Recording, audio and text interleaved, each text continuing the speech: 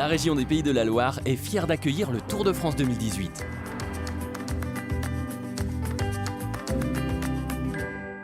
C'est exceptionnel, premier qualificatif, c'est exceptionnel de recevoir ici dans cette ville le Tour de France.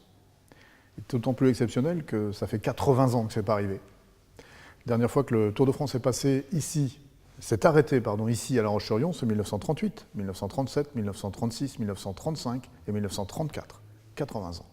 La dernière étape, elle a été gagnée par le Belge Éloi Molenberg, qui gagnait au stade Henri Desgranges. Je crois que tous retrouvent leurs yeux d'enfant.